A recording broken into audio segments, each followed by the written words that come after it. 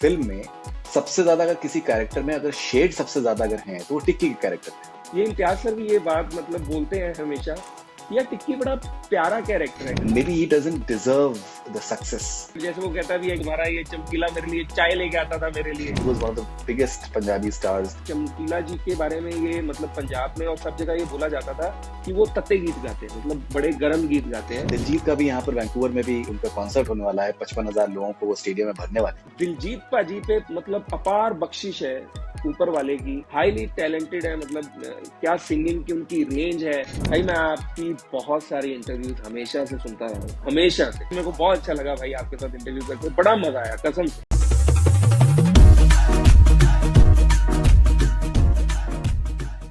Hi, this is Anjum Batra and you're watching me on Connect Cine with Faridun Bhai. Thank you.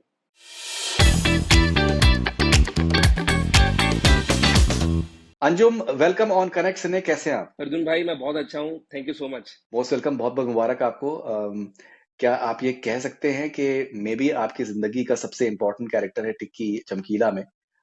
Dev D को बहुत साल हो चुके हैं, जी लेकिन जिस तरीके से आप नोटिस हुए हैं इस प्रोजेक्ट में, ये अब तक आपके साथ में हुआ नहीं है। भाई हम ये कह सकते हैं बिल्कुल। और भाई टिक्की इसलिए भी इम्पोर्टेंट था क्योंकि मैं बेसिकली इम्तियाज सर के साथ काम कर रहा था। और अभी तो जैसे आपने कहा कि मतलब जिंदगी काफी बड़ी तब्दीली आ गई है एकदम से, मतलब पिछले एक हफ्ते से मैं ये नोटिस कर रहा हूँ कि बहुत बड़ा चेंज है भाई, बिल्कुल। देव डी से लेकर फिर चाहे वो 83 हो, अभी मामला लीगल में भी आप नजर आ पाए हैं। जी भाई। क्या हुआ है कि दैट कोई भी किरदार ऐसा नहीं हुआ है कि आप उसके बारे में वाकई में आप कहें कि that that this person stands out, लेकिन यहाँ पर तो इस प्रोजेक्ट में आपको इग्नोर करना मतलब मुश्किल ही नहीं, नामुमकिन है। बिकॉज बहुत ही दिलचस्प मतलब किरदार है। बिकॉज मुझे लगता है कि जिन किरदारों के एक आई थिंक शेड्स होते हैं, जी वो बहुत दिलचस्प रहते हैं, वो रह जाते हैं। जैसे जिस तरीके का उसका एक आई थिंक उसकी अच्छाई भी है उसके अंदर, उसकी कमियां भी हैं, उसकी कॉम्प्लेक्सेस भी हैं। तो आई थिंक बहुत से शेड्स हैं उसकी पर्सनालिटी में, दैट मेक्स जी it very very unique character. जी मुझे भाई। लगता है मे बी फिल्म में सबसे ज्यादा अगर किसी कैरेक्टर में अगर शेड सबसे ज्यादा अगर हैं तो वो टिक्की के कैरेक्टर में। जैसे भाई होता नहीं कि जैसे हम नवरसों की बात करते हैं, नवरस की हर प्रकार का रस, तो टिक्की में काफी तरह के रस मतलब मेरे को ऐसा फील हुआ था कि इस किरदार में है। और भाई जैसे आप ये देखिए कि कोई भी इंसान अगर किसी के पास चल के आता है और वो उसकी मदद करता है बिना किसी थॉट प्रोसेस के कि ये आगे मेरे को कोई फायदा देगा, तो टिक्की जी वैसे थे। जैसे पहली दफा जब चमकीला उनके पास आता तो मेरे को नहीं लगता कि टिक्की के मन में कुछ ऐसा होगा कि कल को ये मेरा कुछ ऐसा मेरी जिंदगी में कोई बहुत बड़ी तब्दीली ले आएगा। उनको ऐसा कुछ नहीं था। सिर्फ उनको ये था कि हाँ यार ये आदमी मेरे पास आया और इतना कॉन्फिडेंट है तो मैं इसको उसके पास लेके जाता हूँ। उसमें एक बहुत मेरे को जो चीज फील होती है, शायद ऑडियंस तक वो बात पहुंची है मेरे को नहीं पता, जब वो बोलता है कश्मीरी लाल की ये नई जोड़ी बनेगी, ये नई जोड़ी बनेगी, तो ये भी वही सेम बात बोलता है कि यस ये नई जोड़ी बनेगी और ये जाएगी कनेडा। इसकी सुई उस बात पे अटकी हुई है कि मैं कनाडा जाऊंगा। तो मेरे ख्याल में कोई बहुत बड़ा सोच का इतना बड़ा दायरा नहीं है टिक्की का कि कहीं ये इन दोनों की जोड़ी बना के कहीं उसके दिमाग में है कि मैं कोई गाड़ियां बना लूंगा या बंगले बना लूंगा, इन दोनों की जोड़ी से मुझे कोई बहुत फायदा होगा। उसको सिर्फ ये लग रहा है कि यार मेरे को वो कनाडा नहीं लेके गया, चलो अब देखते हैं, अब मेरे को ये दोनों शायद मेरे को कनाडा लेके जाएंगे। तो वैसा कैरेक्टर है भाई। और अगर उसके मन में ग्रज भी है तो ऐसा कुछ नहीं है कि वो मैं ये कर वो होता नहीं भाई। कई लोग ऐसे होते हैं, मतलब मैंने अपने इर्द गिर्द भी ऐसे लोग देखे हैं जिनको उनकी बद्दुआ ऐसी होती है, वो ऐसे ही बद्दुआ किसी को भी चलते फिरते दे देते हैं। तो शायद टिक्की का भी वो ऐसा नहीं होगा, दारू पिए हुए उन्होंने ऐसे ही बद्दुआ दे दी, जो कि बाद में वो सारी जिंदगी ता उम्र वो उस चीज को क्लेम भी करते रहे हैं कि पहले तो मैंने बनाया चमकीला और उसके बाद वो मरा तो भी मेरी वजह से। वो होता नहीं, कई लोगों को सिर्फ क्रेडिट लेने का वो होता है। उनको ये नहीं है कि मेरे को कोई पैसा मिल जाए या मेरे को कोई दौलत के मतलब कोई पहाड़ आसमान से कहीं दौलत मेरे पे बरस पाए। उनको सिर्फ ये होता है कि हाँ मैंने चमकीला बनाया और मेरी वजह से ही वो मरा, बस वो क्रेडिट लेना है। तो ये काफी लेयर्स वाला कैरेक्टर है, बट बहुत प्यारा इंसान मेरे को ऐसा लगा, मतलब कैरेक्टर कहीं ना कहीं करते हुए। ये इम्तियाज सर भी ये बात मतलब बोलते हैं हमेशा कि यार टिक्की बड़ा प्यारा कैरेक्टर है। कई लोग होते नहीं कि वो दिमाग से इतने ज्यादा शार्प नहीं होते, लेकिन उनको पता होता है कि ऐसा करने से क्या हो सकता है, लेकिन फिर भी वो नहीं करते। उनको ये लगता है कि यार वो बहुत बड़ी गेम है, नहीं खेलते, यही यही खेलते हैं, थोड़ा थोड़ा खेलते हैं। तो टिक्की शायद वैसा किरदार तो अंजुम, मुझे तो लगता है कि अब तो आप कनाडा आई जाइए आप। है। भाई कनाडा ना, पंजाबी इतने, वहां पे कनाडा में हमारी पंजाबी कम्युनिटी है कि अभी कनाडा वाले शायद ये बोलने लग गए कि भाई पंजाब मतलब यहाँ पे एक बड़ा पंजाब है, वो वाला पंजाब तो छोटा हो गया है। तो मेरे को बहुत सारे दोस्तों के, मेरे कई रिलेटिव्स भी हैं वहां पे, मेरे कजन है कनाडा में, और सबका यही आ रहा है कि पाजी हम आपको बता रहे हैं, आपके पास पासपोर्ट भी होगा, प्लीज आप चले आइए। आ जाइए अब तो। और मैं जहाँ पर रहता हूँ सरी में, तो यहाँ तो मतलब आई थिंक ये तो मेजर हब है गढ़ है इन पंजाबियों टर्म्स का। ऑफ पंजाबीज का। जी जी जी भाई। देखिए, एक बहुत ही आई थिंक जो दिलचस्प सी बात जो टिक्की साहब के बारे में जो जो थी कि चमकीला का I think till the last, till the time he was alive, उनका कहीं ना कहीं एक ये उनके अंदर एक कॉम्प्लेक्स था, कि वो मे बी एक सर्टन एक बैकग्राउंड से वो आए हैं, and maybe he doesn't deserve the success that is coming to him. और शायद वो उस मकाम तक वो पहुंच ही नहीं पाते अगर टिक्की साहब ने एक उनके साथ में एक जुआ नहीं खेला होता। जी वो गाने तो वो पहले भी लिख रहे थे जिंदा साहब के लिए, और धुनें भी बना रहे थे, बट ही वॉज, उनको लगता था कि ये भी उनके लिए बहुत बड़ी बात है कि वो जी। इतना भी कर पा रहे हैं, ये भी उनके लिए बड़ी बात है। हम्म। तो ये जो एक जिसको कहते हैं कि स्टार मेकर वाला जो उनका एक जो एक उनकी आई थिंक उपाधि है, कितना कितनी अहमियत रखती है चमकीला की कामयाबी, because he was one of the biggest Punjabi stars, maybe biggest I think star that maybe India has seen at least 80s are concerned. तो कैसे देखते हैं आप? शायद टिक्की जी को ये रहा होगा कि यार आ गया है, छोटा सा बच्चा है, चलो मैं भी यहाँ रहता हूँ, अगर मेरे पास रहेगा तो कोई मेरे काम भी कर दिया करेगा, तो मेरे लिए चाय पकड़, जैसे वो कहता भी है कि तुम्हारा ये चमकीला मेरे लिए चाय लेके आता था मेरे लिए। तो कहीं ना कहीं उनके जहन में पहले यही होगा कि ठीक है यार, नया चेला आ गया है, इससे काम करवाया करेंगे, चल भी बेटा झाड़ा पूंजी भी कर दे, जा ये काम करा, जा वो काम कर रहा। तो पहले तो शायद ऐसे ही रहा होगा, फिर जब उसका टैलेंट शायद उन्होंने देखा होगा, और जब ये जिंदा उनको बाहर नहीं लेके जाते हैं, फिर शायद उनके जहन में कहीं आया होगा कि चलो इस पे एक गेम खेली जा सकती है, मतलब चमकीला में। बट जैसे कि मैंने कहा कि मेरे को नहीं लगता कि टिक्की जी कोई इतनी बड़ी गेम खेलने वाले, वैसा कोई उनका दिमाग रहा हो। बड़े सिंपल सॉबर से मेरे को, जितना इम्तियाज अली सर ने हमें बताया किरदार के बारे में, मेरे को हमेशा सिंपल सॉबर ही लगे हुए, ऐसा कुछ नहीं लगा मेरे तो आप टिक्की साहब से आके मुलाकात हुई आपके? आई थिंक जनवरी, मुझे लगता है कि उनका देहांत हो गया है, बट को। जी जी जी जी डिड यू उनका गेट टू मीट हिम? नहीं भाई, मतलब मेरे को इस बात का रिग्रेट हमेशा रहेगा। हालांकि मैं पहले मिलना चाहता था, और मैंने एक दो जगह पे ये बात कही भी है कि मैं मिलना चाहता था, लेकिन क्योंकि अ, हम जो टिक्की जी के इंटरव्यूज भाई यूट्यूब पे देख रहे हैं, या मतलब कहीं पे भी सर्कुलेट हो रहे हैं, वो हम आज के टिक्की जी को देख रहे हैं। उनका पहले वाला जो मतलब यंगर वर्जन है, जैसे चमकीला जी का मतलब जवानी वाला वो सारे अखाड़े हैं, और टिक्की जी को हम सिर्फ देखते हैं ढोलक बजाते हुए, हमें कहीं दो चार पांच वीडियोस में वो दिखते हैं, बस वही एक रेफरेंस था। तो मेरे जहन में ये था कि कहीं मैं आज वाले टिक्की जी से मिलके कहीं उनसे प्रभावित ना हो जाऊं, क्योंकि भाई क्या होता है, हर 2-3 साल में इंसान की बेसिक नेचर वही रहती है, लेकिन थोड़ा थोड़ा शायद चेंज आता रहता है। सो इस वजह से मैं इस वजह से नहीं मिला, लेकिन उसके बाद मतलब ऐसा मौका ही नहीं मिला कि मैं उनसे मिल पाऊं। और इस बात का सच में मेरे को मतलब ताउम्र इस बात का रिग्रेट रहेगा कि यार अगर मैं मिल लेता तो थोड़ा सा मेरे को भी अच्छा लगता कि हाँ यार, मैं जिस किरदार को मैंने प्ले किया उसको मैं मतलब रियल लाइफ में भी मैं मिल चुका हूँ। तो अभी जनवरी में ही उनका उनका इंतकाल हुआ, तो मतलब अच्छा नहीं लगा। दिलजीत के साथ में आपने करीबन 38-40 दिन आपने आपने शायद शूटिंग भी करी है, उसके अलावा आपने शायद वर्कशॉप्स और इन सब चीजों में भी आपने आपने टाइम स्पेंड किया होगा।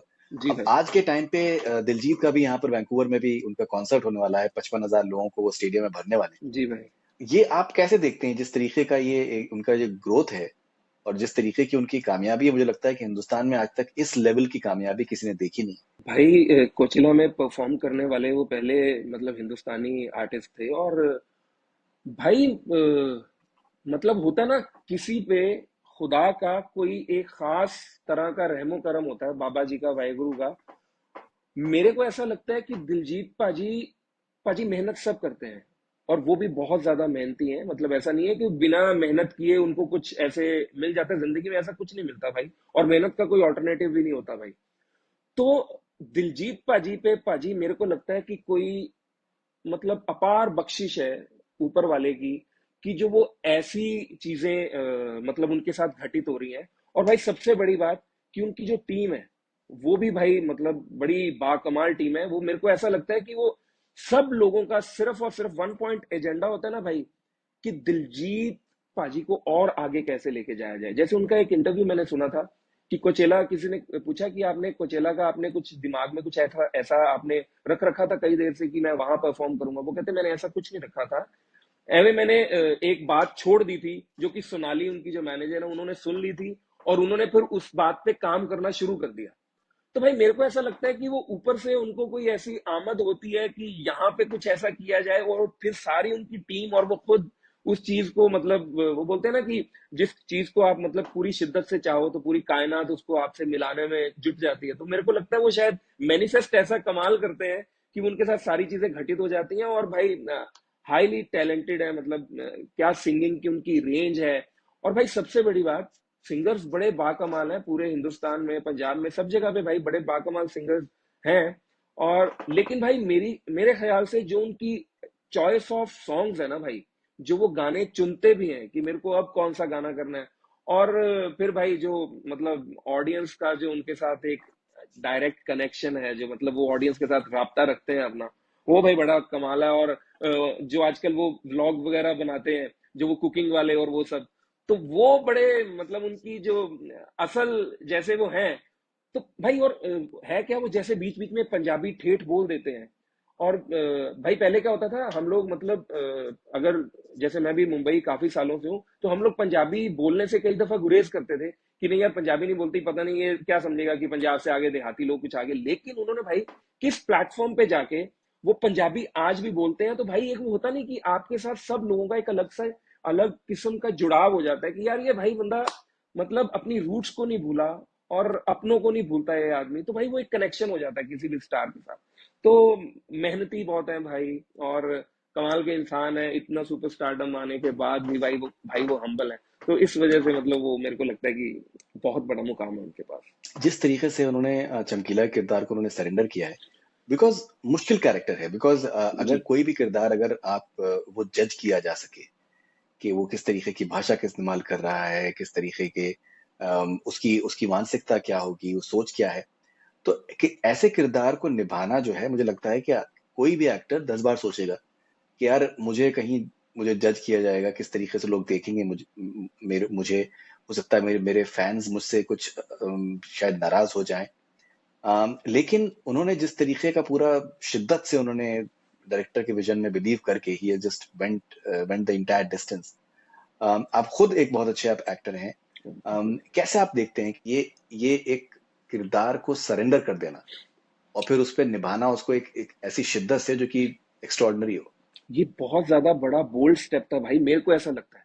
मतलब चमकीला को प्ले करना बहुत बड़ा बोल्ड स्टेप है, क्योंकि भाई आपको भी पता है कि चमकीला जी के बारे में ये मतलब पंजाब में और सब जगह ये बोला जाता था कि वो तत्ते गीत गाते हैं, मतलब बड़े गर्म गीत गाते हैं, जिसको हम वैसे बोल देते हैं कि वल्गर गीत गाते हैं, रिश्तों पे, साली जीजा के रिश्ते पे और जेठ भाभी के रिश्ते पे, वो ऐसे ऐसे गीत लिखा करते थे और गाया करते थे। तो भाई वो बहुत मतलब एक बोल्ड स्टेप था। और दिलजीत पाजी क्योंकि खुद सुपरस्टार है, और एक सुपरस्टार का एक उस दौर के सुपरस्टार को प्ले करना, क्योंकि भाई क्या होता है फिर लोग आपको जज करते हैं। और भाई जैसे कि मैंने टिक्की जी के बारे में अभी हम बात कर रहे थे कि उनकी कोई रेफरेंस वीडियोस नहीं थी, भाई चमकीला जी की सारी रेफरेंस वीडियोस हैं हमारे पास, भरा पड़ा है भाई यूट्यूब उनके अखाड़ों से। और आजकल क्या हो रहा है, और अखाड़े सामने आ रहे हैं, किसी की शादी की वीडियो बनी हुई थी हम्म। जो 1970s में 80s में, तो वो भी आजकल यूट्यूब पे डालना शुरू कर दिया लोगों ने। तो आपको और पता चलता है कि चमकीला जी कैसे परफॉर्म करते थे, उस वक्त उनकी क्या बॉडी लैंग्वेज होती थी, ऑडियंस के साथ वो इंटरेक्ट कैसे करते थे, एक वन टू वन जो उनका राब्ता था ऑडियंस के साथ। तो पाजी दिलजीत पाजी के लिए मेरे ख्याल से ये बड़ा मुश्किल था, क्योंकि भाई मिमिक्री और इमिटेशन और कैरेक्टर को ऐसे प्ले कर देना रवानगी के साथ, भाई वो डिफरेंस बड़ी बारीक सी लाइन है भाई, क्योंकि वो कहीं ना कहीं वो लीड हो सकता था इमिटेशन की तरफ, मिमिक्री की तरफ, कि वैसा ही प्ले करना वैसे ही, लेकिन उन्होंने अपना जो अंश था एस दिलजीत दोसांझ, वो भी शायद कहीं ना कहीं उस किरदार में है वो, क्योंकि वो खुद बहुत अच्छे परफॉर्मर है, तो थोड़ा सा एक वो स्टाइल भी उनका था। और भाई जो आपने बात की कि सरेंडर, भाई मेरे को लगता है कि सरेंडर करने से बढ़िया चीज कुछ नहीं है, चाहे वो अपने डायरेक्टर को आपने कर दिया, या हम जैसे बोलते हैं कि हमने कुदरत को कर दिया। और फिर क्योंकि इम्तियाज अली सर थे, तो मेरे को लगता है जैसे भाई मैंने भी इम्तियाज अली सर के तो सामने सरेंडर करना ही बेटर समझा, क्योंकि भाई उनकी 2 3 4 साल की रिसर्च थी। और जैसे दिलजीत पाजी ने एक वीडियो में, मतलब एक इंटरव्यू में बोला भी उन्होंने कि, और पाजी हर पंजाबी को लगता है कि हमारे पंजाब से है चमकीला, तो हमें कहीं ना कहीं इसके बारे में सबसे ज्यादा पता है। वो होता नहीं कि यार साडा है आपदा है चमकीला, सानू ज्यादा पता है कि तेनू ज्यादा पता है। तो उन्होंने भी यही बात कही कि मुझे ये लगता था कि मुझे बहुत ज्यादा चमकीले के बारे में पता है, लेकिन जब इम्तियाज अली सर से मिले, चाहे फरीदुन भाई, मैं भी जब मिला इम्तियाज सर से, तो मैं उनकी जो उन्होंने रिसर्च कर रखी थी, जो उनकी नॉलेज थी चमकीला को लेके या हर किरदार को लेके, तो वो एक बड़ी अलग बात थी। और तो मेरे को लगता है कि बहुत अच्छी बात थी कि सरेंडर करना ही सबसे अच्छी बात थी। अदरवाइज सरेंडर नहीं करते तो पाजी फिर शायद ये कुछ किरदार और ही निकल के आता। सो मुझे मुझे आपका नंबर मुकेश से मिला, और मैं आपका एक इंटरव्यू देख रहा था जिसमें आपने बताया कि किस तरीके से आपको मुकेश ने पहले भी आपको अप्रोच किया है, और जी चमकीला के लिए भी किसी एक और किरदार के लिए पहले आपको अप्रोच किया गया था, फिर उसके बाद फिर मुकेश को लगा कि आप शायद ये भी आप ये कैरेक्टर आप निभा सकते हैं। देन जी भाई। फाइनली आप इम्तियाज से मिले, और इम्तियाज ने आपको स्क्रिप्ट पूरी नरेट करी। जी एक एक कास्टिंग डायरेक्टर जो कि किरदार को लेके पैशनेट हो, जी बिकॉज बहुत से आई थिंक खबरें सुनने में आती हैं इंडस्ट्री से रिलेटेड, लेकिन मैं मुकेश को बहुत सालों से मैं जानता हूँ कि that he really I think is very keen observer of actors, जी एंड स्पेशली कैरेक्टर एक्टर्स, जी जो कि बहुत आई थिंक एक काबिल तारीफ बात है। जी कितना जरूरी होता है कि आप में एक ऐसा एक मीडियम आप में बिलीव करे, without any sort of expectations other than the fact that you fit the part. भाई ये जैसे मुकेश भाई की आपने बात कही कि आपको नंबर मेरा वहां से मिला, भाई वो हमेशा से मेरे को, मतलब भाई 2009 में मैं जब बम्बई गया था, तो भाई अपने घर से कोई किसी डायरेक्टर को या कास्टिंग डायरेक्टर को नहीं लेके जाता, मेरी कोई ऐसा सच कोई बैकग्राउंड नहीं थी, थिएटर किया और सीधा आप बम्बई चले आए। तो एक किसी रेफरेंस से मैं मुकेश भाई को 2009-10 में ही मिला था, उनके घर पे बैसाखी का एक पार्टी रखी हुई थी, मैं तब मुकेश भाई से मिला। और पहले दिन से ही, तब शायद मुकेश भाई ने अभी नया काम शायद शुरू किया ही था, तो होता नहीं भाई कि मैं उनके इनिशियल स्टेज वाला वो एक शायद उनका छोटा भाई था, कि जो हमेशा से, मतलब पैरेलल हम चल रहे थे, बीच बीच में उनकी तरफ से मेरे को कॉल आ जाया करता था, वो मेरे को हमेशा ही कुछ ना कुछ अच्छा ही उन्होंने मेरे लिए सोचा, और हमेशा ही मेरे को कुछ अच्छा कैरेक्टर के लिए उन्होंने मतलब मेरे को हमेशा बोला कि यार ये मैं तेरे लिए सोच रहा हूँ, ये मैं तेरे भाई, कई दफा होता है कई चीजें घटित होती हैं, कई चीजें नहीं घटित होती, और भाई मेरा भी हमेशा से ये रहा है, चाहे किसी भी कास्टिंग डिपार्टमेंट के लोग हों, चाहे डायरेक्शन डिपार्टमेंट, भाई मैं कभी मैंने ना उनको डिस्टर्ब नहीं किया उनकी जिंदगी में, कि बार बार फोन करके कि पाजी कुछ चल रहा है मेरे को आप बताइए कुछ। तो शायद वो भी इसलिए भी वो रिश्ता शायद इतना अच्छा है कि वो सोचते हैं कि यार इस बंदे में शायद कहीं ना कहीं काबिलियत है, लेकिन ये हमें डिस्टर्ब भी नहीं कर रहा, तो इसको भी इस तक भी अप्रोच की जा सकती है। लेकिन वो शायद कैरेक्टर्स को लेके, और जब वो स्क्रिप्ट पढ़ते होंगे तो उनके दिमाग में कई लोग घूमते होंगे कि यार ये भी कर सकता है, ये भी कर सकता है, ये भी कर सकता है। और जैसे भाजी वासेपुर उन्होंने एक इतनी कमाल फिल्म की मतलब कास्टिंग की थी, तो उसके बाद तो मतलब इस चीज का कोई शको शुबा ही नहीं रह जाता कि वो किस तरह से किरदारों के बारे में सोचते हैं। वो जहां से वो थे बंदे, उन्होंने वहां से भी उठा के उन बंदों को लेके आए हैं। वो भाई अपने काम को लेके बहुत मतलब उनमें वो सच्चाई है। तो इस वजह से पाजी वो शायद ऐसे चूज कर लेते हैं। और सामने वाला पाजी, जैसे अभी मैंने वो टिक्की कैरेक्टर कोई भी बड़ा नाम भाई प्ले कर सकता था, कोई भी बड़ा नाम, लेकिन शायद उनका भी एक विजन था मुकेश छाबड़ा पाजी का, कि नहीं यार ये अंजुम से भी करवाया जा सकता है, चाहे वो उसका अभी इतना बड़ा नाम नहीं है, चाहे कैरेक्टर, लेकिन शायद उन्होंने उनको कहीं ना कहीं लगा होगा मेरा बाकी का काम देख के भी कि यार हाँ शायद ये पुल कर सकता है इस किरदार को।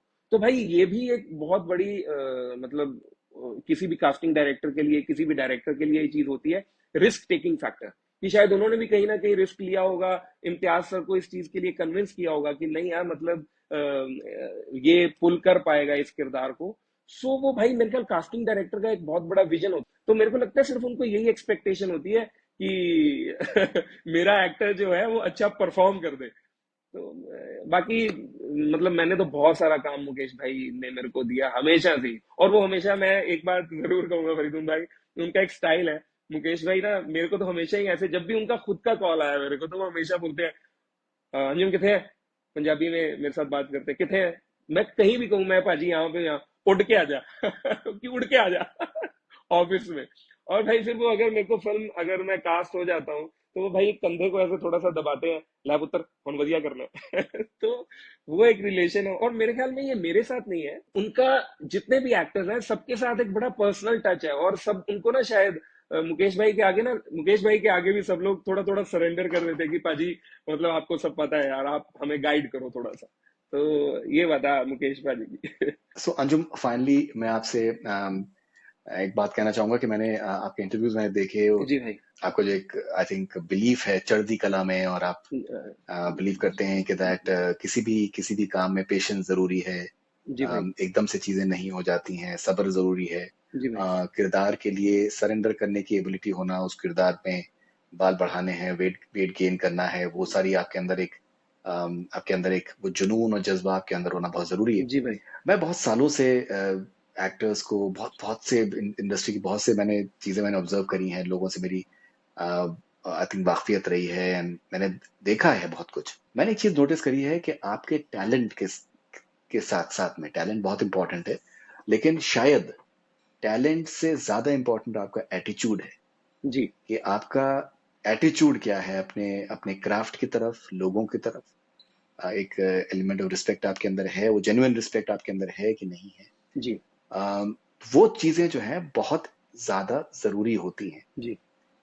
जो कि मैं आपके अंदर देख रहा हूँ, मैंने इंटरव्यू से भी मुझे अंदाजा हुआ कितना जरूरी है ये एक बेसिक सच्चाई होना, सब्र होना, लोगों में बिलीफ रखना, and to just believe in the fact that you want to create characters जो कि जिंदा रहें जी। आने वाले वक्त के लिए भी, कितना जरूरी है आपके लिए। सबसे बड़ी चीज तो भाई सच्चाई है। और भाई एक्टिंग बेसिकली है क्या, भाई लोगों को भी पता है, और जो लोग हम बना रहे हैं फिल्म, चाहे वो डायरेक्टर है चाहे कोई भी डिपार्टमेंट है, हमें भी पता है कि हम एक कहानी, शायद फिक्शनल भी हो सकती है, जैसे ये तो चलो रियल लाइफ कैरेक्टर्स थे, तो भाई हम सबको पता है कि ये हम झूठ है बेसिकली, ये पर्दे पे जो चल रहा है ये बेसिकली झूठ है।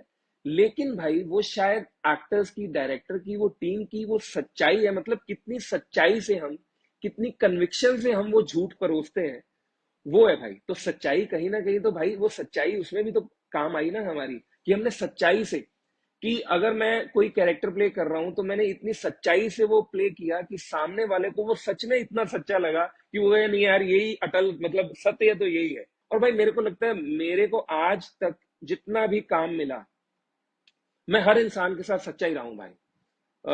ऐसा कुछ नहीं। और भाई एक होता है ना कि यहाँ पे मुंह पे कुछ और, पीठ के पीछे कुछ और। तो भाई मेरे ख्याल में जो लोग ऐसा करते हैं वो शायद जिंदगी में कहीं नहीं पहुंचते। और भाई एक थॉट प्रोसेस हमेशा भाई बानी कहती है हमारी कि मन नीवा मत उच्ची, मतलब आप अपने आप को वैसे मतलब आपका जो जिसको हम बोलते हैं हम्बल रहिए, लेकिन जो आपका थॉट प्रोसेस है मन नीवा मत उच्ची, मतलब आप अपना थॉट प्रोसेस एक हाई रखिए। और तो भाई उससे सारी चीजें घटित होनी शुरू हो जाती हैं मेरे ख्याल में। वक्त जरूर लगता है, और भाई किस चीज को वक्त नहीं लगता। हम भाई ये थोड़ा कि कोई भी इंसान अगर पैदा होता है भाई, वो ये थोड़ा कि वो 65 साल का पैदा हो जाता है वो जीरो से ही शुरू होता है भाई। तो उस चीज को भाई बड़े होने में तो वक्त लगता है, किसी भी आप चीज में हो, किसी भी कारोबार में हो, तो भाई वक्त तो लगता ही है। मेरे को ऐसा लगता है कि आप अपने क्राफ्ट पे काम करते रहिए सच्चाई से, और जिन लोगों को भी आप मिलते रहे दुनिया में, जिंदगी में, उनके साथ सच्चाई रखिए, तो मेरे को लगता है कि आपके फिर काम में, आपकी एक्टिंग में भी वो सच्चाई कहीं ना कहीं आ जाएगी। और मेरे ख्याल में तो भाई यही एक चीज है जो कि आपको एक, और भाई मैंने जितने अच्छे एक्टर्स देखे हैं, कहीं ना कहीं मेरे को ऐसा लगता है वो सारे कहीं ना कहीं अंदर से कोई ना कोई एक उनका कोना, एक सच्चाई वाला तो है, इसलिए भाई वो एक इतनी अच्छी सी वो सच्चाई पेश कर पाते हैं वो स्क्रीन पे। Absolutely. So Anjum, thank you very much for your time. बहुत बहुत मुबारक आपको चमकीला के लिए। थैंक यू सो मच फरीदुन भाई। और भाई मैं एक छोटी सी बात और करना चाहता हूँ आपके बारे में। हाँ जी। भाई मैं आपकी बहुत सारी इंटरव्यूज हमेशा से सुनता रहा हूँ, हमेशा से। और मतलब होता नहीं कि आपके मन में कहीं ना कहीं एक बड़ी कई दफा प्रबल इच्छा पैदा होती भी थी कि यार मेरे को भी पाजी के साथ इंटरव्यू करना है, बट मेरे को नहीं पता था कि ये ऐसे चीजें मतलब जिंदगी में घटित होंगी। लेकिन मेरे को बहुत अच्छा लगा भाई आपके साथ इंटरव्यू करके, बड़ा मजा आया कसम से। आपने बहुत अलग तरह के मेरे से सवाल किए, तो अच्छा लगा भाई फरीदुन भाई, थैंक यू सो मच भाई।